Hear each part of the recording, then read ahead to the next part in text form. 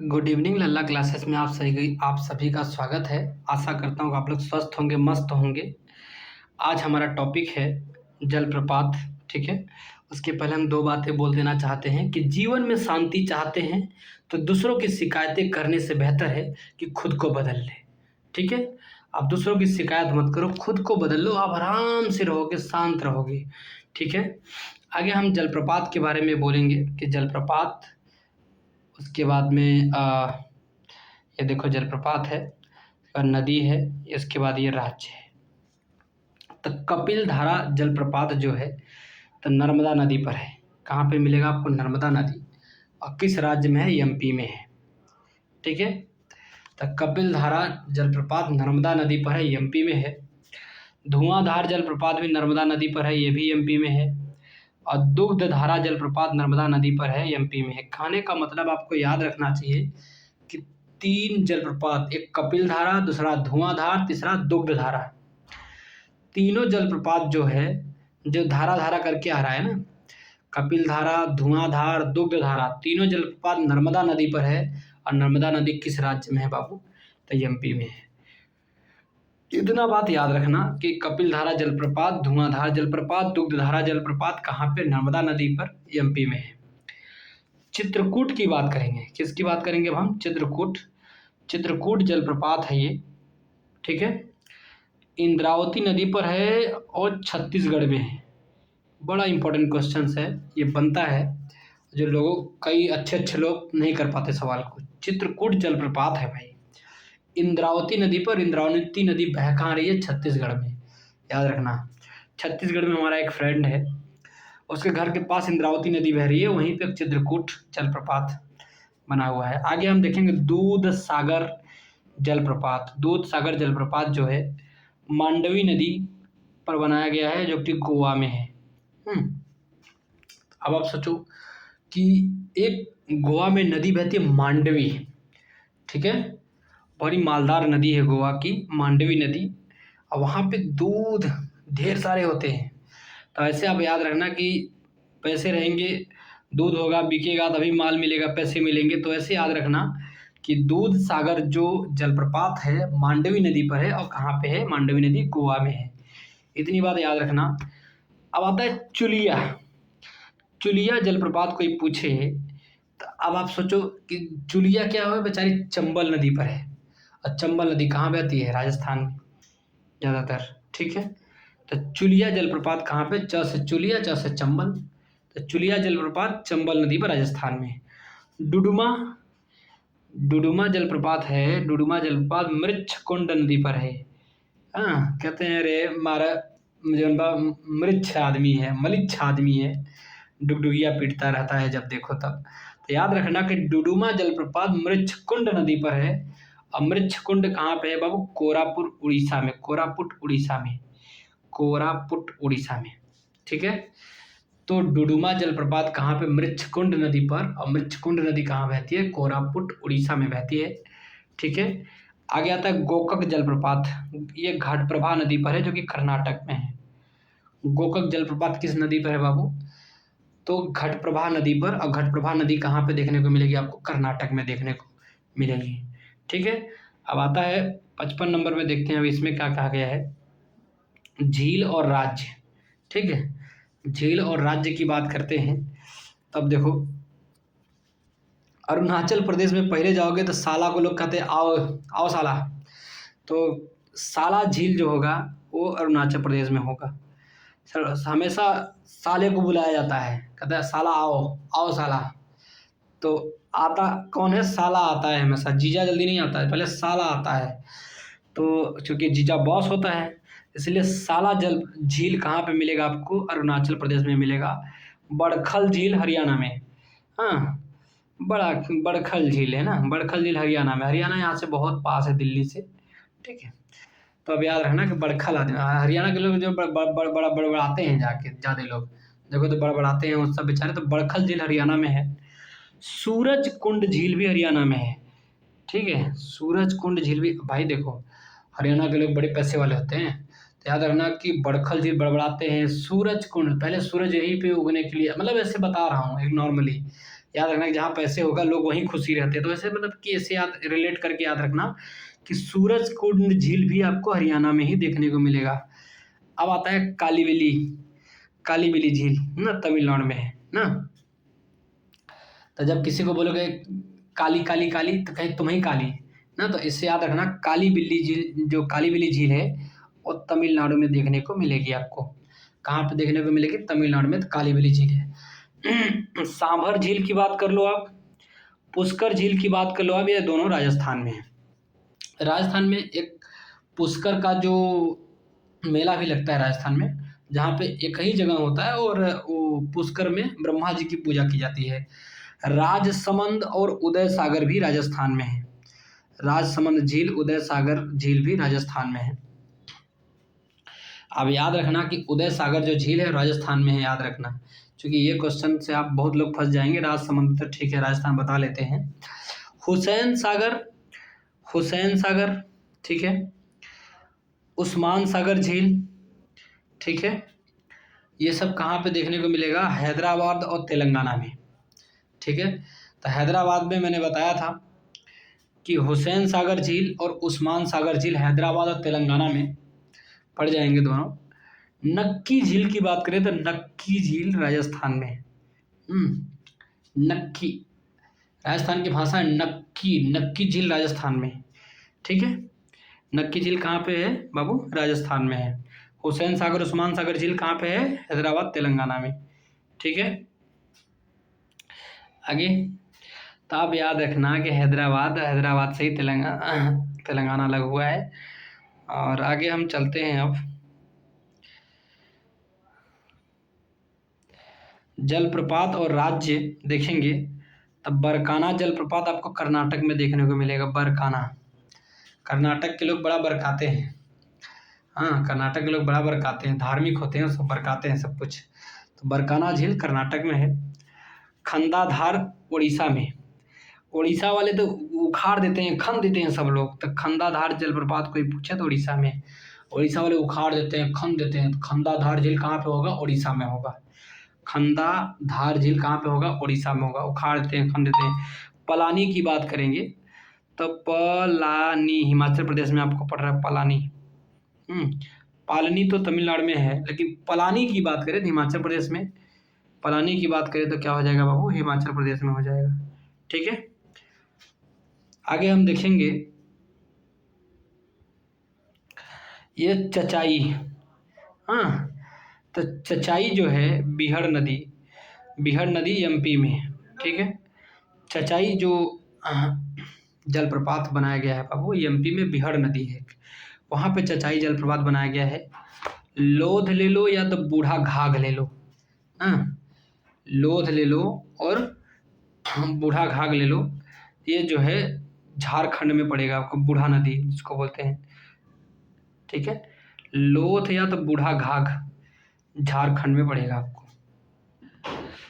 आगे हम देखते हैं भारत का सबसे ऊंचा जलप्रपात कौन सा है बाबू?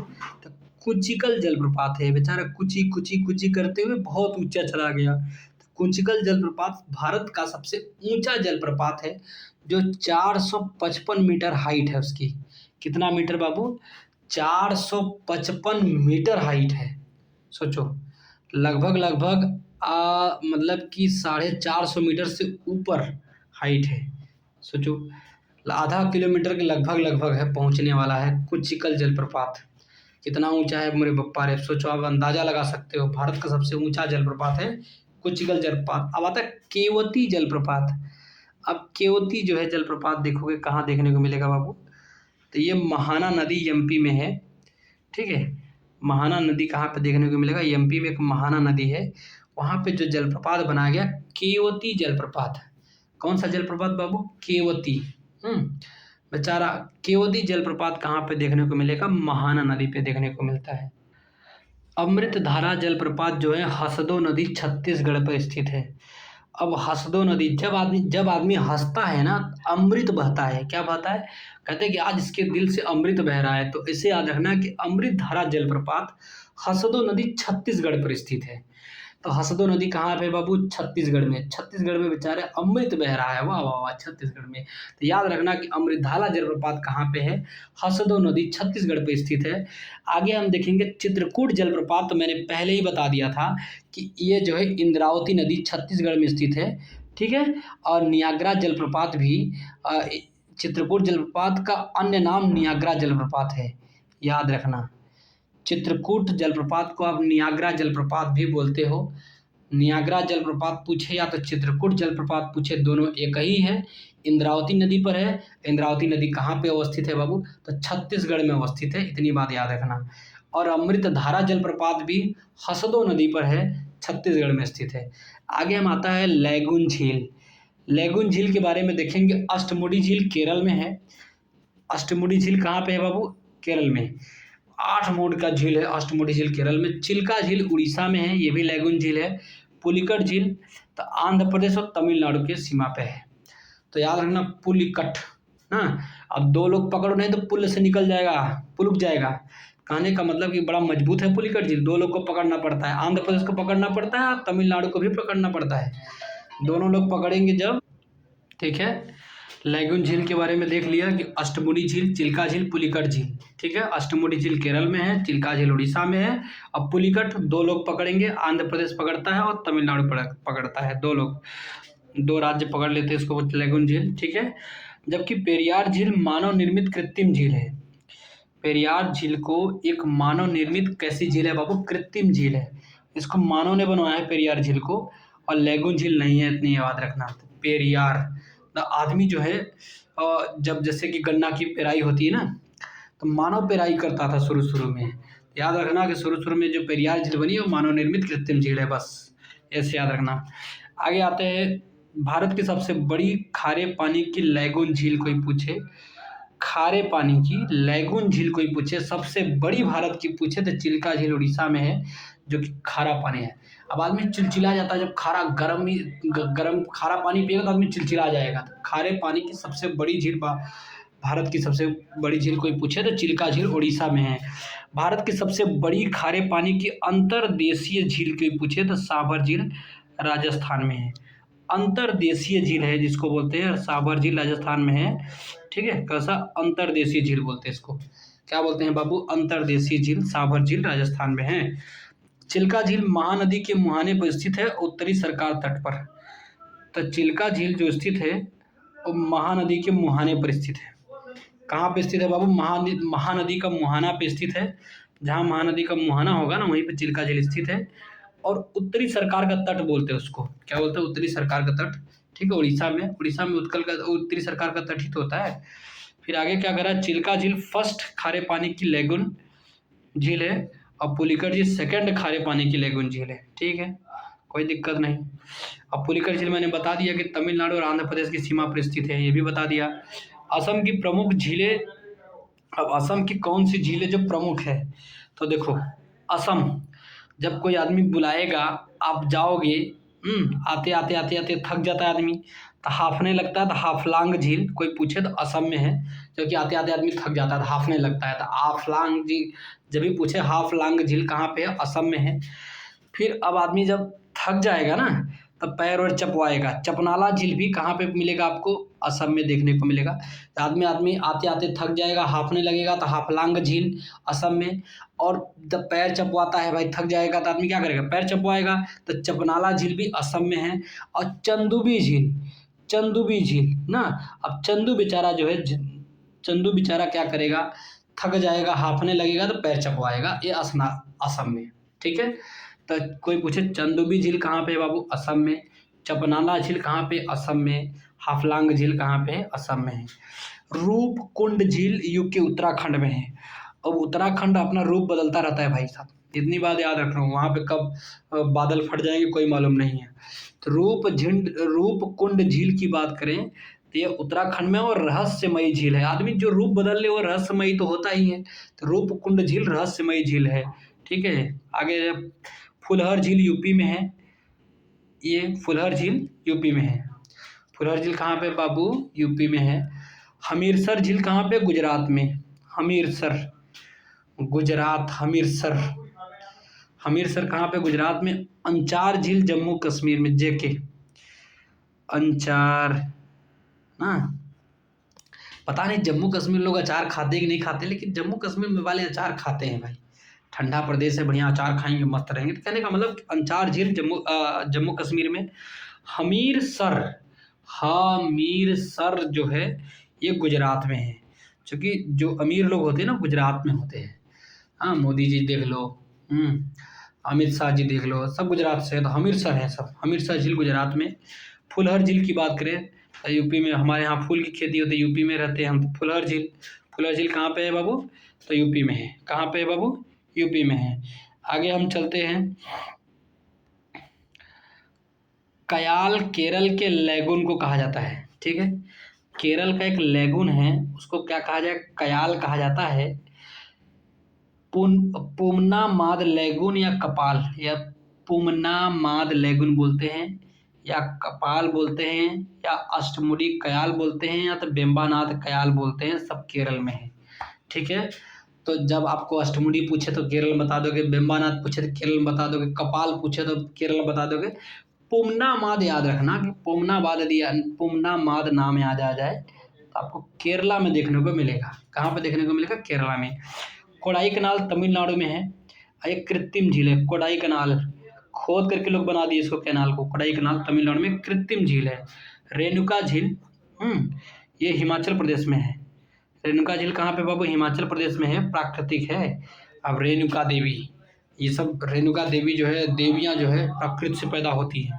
तो हिमाचल प्रदेश जो है रेणुका, रेणुका कोई पूछे कि रेणुका कहाँ पे पड़ेगा आपको, तो हिमाचल प्रदेश एक प्राकृतिक झील है, ठीक है। रेणुका झील कहाँ पे बाबू? हिमाचल प्रदेश में प्राकृतिक झील है, क्योंकि हिमाचल प्रदेश सब कुछ प्राकृतिक है हिमाचल प्रदेश में। सबसे बड़ी मीठे पानी की झील बुलर झील आयतन पर। अच्छा, सबसे बड़ी मीठे पानी की झील पूछे, बड़ी का मतलब आयतन के आधार पर जब कोई पूछे कि सबसे बड़ी मीठे पानी की झील पूछे तो बुलर झील। हाँ, अब कोई बुलाएगा तो मीठा पानी तो पिलाएगा ही, तब बुलाएगा तो मीठा पानी पिलाएगा। तो सबसे बड़ी मीठे पानी की झील आयतन पर, और ढेर सारा मीठा लेके आएगा, लो पानी पियो भाई। अब सबसे बड़ी मीठे पानी की झील पूछे तो कोलेरू आंध्र प्रदेश में क्षेत्रफल के आधार पर। हाँ, तो आपको पता है कि क्षेत्रफल अलग होता है, आयतन अलग होता है। तो जब क्षेत्रफल के आधार पर पूछे तो कोलेरू आंध्र प्रदेश की सबसे बड़ी मीठे पानी की झील है। उसका क्षेत्रफल एरिया मतलब बड़ा दूर तक है। ये कोलेरू जो है आंध्र प्रदेश की है, सबसे बड़ी दूर तक होती है। हाँ, क्योंकि ये सबसे बड़ी मीठे पानी की झील है, बड़ा दूर तक गया है। हाँ, लेकिन ये क्षेत्रफल के आधार पे है, ठीक है। और जब कोई पूछे कि बुलर झील है, ये मीठे पानी की सबसे बड़ी झील है, लेकिन आयतन के आधार पर है, ठीक है। ये क्वेश्चंस बड़ा ध्यान से देखना भाई, बारीकी से क्वेश्चन पूछे जाते हैं। और एग्जामिनर क्या करेगा? कहाँ से क्वेश्चन उठाएगा?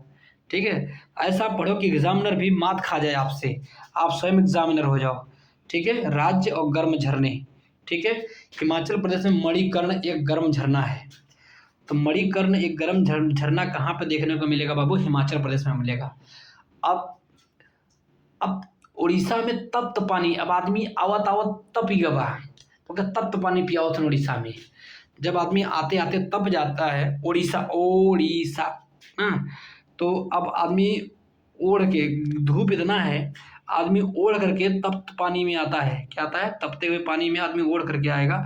तो उड़ीसा का तप्त पानी याद रखना, उड़ीसा में तप्त पानी। अब महाराष्ट्र में ब्रजेश्वरी देवी मिलती है, तो याद रखना ब्रजेश्वरी जो झरना है, गर्म झरना है ब्रजेश्वरी, ये महाराष्ट्र में देखने को मिलेगा। तप्त पानी ये भी झरना है, उड़ीसा में देखने को मिलेगा। और हिमाचल प्रदेश में जो गर्म झरना है उसका मणिकर्ण बोलेंगे। क्या बोलेंगे? मणिकर्ण, ठीक है। जिसके पास मणि होगा वो तो गर्म रहेगा ही, और हिमाचल प्रदेश में, ठीक है। राजस्थान की प्रसिद्ध लवणीय झीलें, अब कौन कौन सी ऐसी झीलें हैं जिसमें लवण पाया जाता है? तो सांभर झील है, ठीक है, ये लवणी झीलें है। डिडवाना झील, ये भी लवणी झीलें है। खाटू झील, ये भी लवणी झीलें है। कुचामन झील और सरगोल झील, ये राजस्थान में पाए जाएंगे। तो सांभर, डिडवाना ये सारे लोग जानते हैं। खाटू झील, कुचामन झील, सरगोल झील ना। तो कहते हैं कि खाओ कुछ, तो क्या खाओ? कहते हैं हमारा सर खा जाओ। तो खाटू झील, खाओ से खाटू झील राजस्थान में है। फिर क्या खाओ भाई? कुचामन झील, तो कुचामन झील, कुछ खाओ तो कुचामन झील, ये भी राजस्थान में है। हमारा सर खा जाओ, सरगोल झील, सरगोल झील भी राजस्थान में है, तो याद रखना ऐसे, ठीक है। आगे अब हम देखेंगे क्या कहता है बाबू, कहता है एशिया की सबसे बड़ी एवं ताज़ा जल वाली जो गोखुर झील है, एशिया की, कहाँ की, पूरे एशिया की, देख लो सबसे बड़ी देखोगे और ताज़ा जल वाली गोखुर झील बोलोगे, क्या बोलोगे, गोखुर झील बिहार में स्थित है। अच्छा, तो एशिया की सबसे बड़ी है और ताज़ा जल वाली गोखुर झील है। ये कनवार झील, कांवर झील बोलते हैं इसको, कांवर झील बिहार में। तो पहले आप याद रखना कि कांवर झील या कनवार झील कहाँ पे है, तो बिहार में है, जो कि एशिया की सबसे बड़ी ताज़ा जल वाली गोखुर झील है, ठीक है। एशिया की सबसे बड़ी ताज़ा जल वाली गोखुर झील है, कांवर झील बिहार में है। क्या कहाँ है बाबू, कांवर झील बिहार में है। वाह, बारे बिहार कितना बड़ा नाम कर दिया तुमने। बेगूसराय में स्थित यह एवं बिहार का एकमात्र रामसर आर्द्रभूमि है। तो बिहार का जो एकमात्र रामसर आर्द्रभूमि है, कांवर झील या कनवार झील बोलते हैं। और जिला कौन सा स्थित है, बेगूसराय जिला में। अब जो जो दिल्ली में चाचा हैं वो लिट्टी चोखा खिलाते हैं, वो बेगूसराय के हैं। कहाँ के हैं, बेगूसराय के। उनके यहाँ पे ही, चाचा के यहाँ पे ही, लिट्टी चोखा वाले के यहाँ ही, माने बिहार के बेगूसराय जिला में ही कांवर झील है, जो कि रामसर का आर्द्रभूमि है, जो कि बिहार का एकमात्र रामसर आर्द्रभूमि है। वो क्या है, कांवर झील या कनवार झील है। होकेरा आर्द्रभूमि जम्मू कश्मीर में है। हाँ, जम्मू कश्मीर होके आते हैं। होकेरा आर्द्रभूमि कहाँ पे बाबू, जम्मू कश्मीर में है। रुद्र सागर झील, अब जब रुद्र भगवान गुस्सा आ जाते हैं ना, सब त्रिपुरा आ जाते हैं, त्रिपुरा आ जाते हैं, तो रुद्र सागर झील कहाँ पे है बाबू, त्रिपुरा में है। जब रुद्र भगवान गुस्सा हो जाते हैं ना, रौद्र रूप ले लेते हैं, सब लोग छिटिक बिटिक हो जाते हैं, त्रिपुरा आ जाते हैं, तो त्रिपुरा में है। सस्थाम कोत्ता झील, सस्थाम कोत्ता झील केरल में, कसे कोत्ता कसे केरल, तो सस्थाम कोत्ता झील कहाँ पे मिलेगा बाबू, केरल में। सस्थाम कोत्ता झील कहाँ पे मिलेगा, केरल में। रेणुका आर्द्रभूमि मैंने बता दिया पहले ही, कहाँ पड़ता है बाबू, हिमाचल प्रदेश में पड़ता है। रेणुका आर्द्रभूमि जो झील है वो कहाँ पे है, वो हिमाचल प्रदेश में है। कहाँ पे है बाबू, हिमाचल प्रदेश में। आगे हम देखते हैं अब, ठीक है, क्या क्या बातें हैं फटाफट देखना है। अब थोड़ा सा देखेंगे, थोड़ा सा एक चीज़ छूट गया था हमसे, थोड़ी सी देख लो कि बर्फ से ढकी जो है धेपन झील हिमाचल प्रदेश में स्थित है। धेपन झील है जो बर्फ से ढका हुआ है। कौन सा झील, धेपन झील है, धेपन, तो ये बर्फ से ढका हुआ है जो कि हिमाचल प्रदेश में स्थित है, ठीक है। कोई दिक्कत नहीं होनी चाहिए। अब हम थोड़ा सा देखेंगे कि जलवायु के बारे में। अगला टॉपिक है हमारा जलवायु। अगला टॉपिक क्या है बाबू, तो जलवायु है, ठीक है।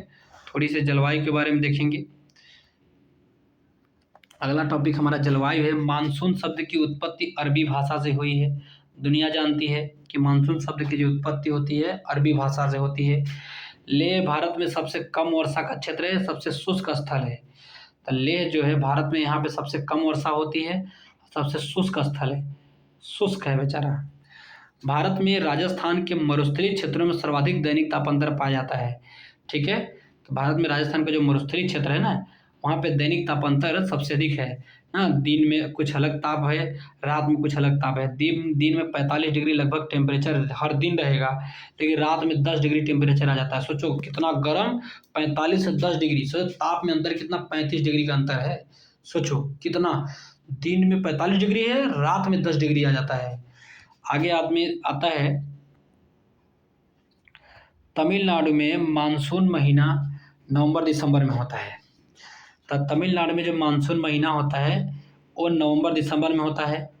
क्यों ऐसा होता है कि जब मानसून लौटता है, तो लौटता मानसून अर्थात उत्तर पूर्व मानसून या धान की खेती रबी फसल में होती है।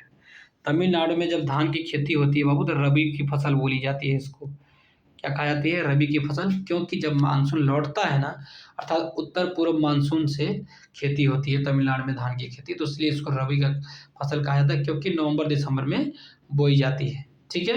इतना बात याद रखना। आगे क्या करा, दक्षिण भारत से उत्तरी भारत की ओर मानसून की अवधि घटती है। दक्षिण भारत से, ठीक है, उत्तरी भारत की ओर जाएंगे तो मानसून की अवधि क्या होती है बाबू, घटती है। क्या होगी, मानसून की अवधि क्या होगी बाबू, घटती है, ठीक है। उत्तरी भारत के मैदानों में वार्षिक वृष्टि की मात्रा पूर्व से पश्चिम की ओर घटती है। उत्तरी भारत के मैदानों में जो वार्षिक वृष्टि की मात्रा होती है, साल भर की वृष्टि पड़ती है ना, उसकी जो मात्रा होती है और पूरब से पश्चिम की ओर घटती है। ठीक है, पूरब से पश्चिम की ओर जो है घटती जाती है वार्षिक वृष्टि उत्तरी भारत में। ठीक है ना, तो जब भी पूरब से पश्चिम की ओर जाएगा बरसात तो घटती चली जाएगी। ठीक है, आगे हम देखेंगे 6वें नंबर पे क्या कह रही बात कहानी।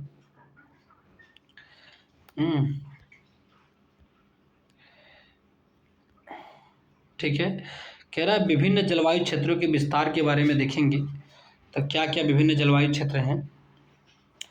आर्द्र दक्षिण पूर्व, फिर उसके आर्द्र दक्षिण पूर्व में ये इसमें क्या क्या जो जलवायु क्षेत्र है। पश्चिम बंगाल, ठीक है, ये पूर्व में पड़ेगा। छोटा नागपुर, ये ठीक है। उड़ीसा भी ठीक है। फिर उड़ीसा का पठार देख लो, ठीक है। दक्षिणी छत्तीसगढ़ देख लो, ठीक है, आर्द्र दक्षिण पूर्व में आएगा। उत्तर पूर्वी आंध्र प्रदेश में भी आर्द्र दक्षिण पूर्व में आएगा। अब आता है उपाद्र संक्रमणी में क्या क्या चीज़ आते हैं। तो पूर्वी उत्तर प्रदेश और पश्चिमी बिहार।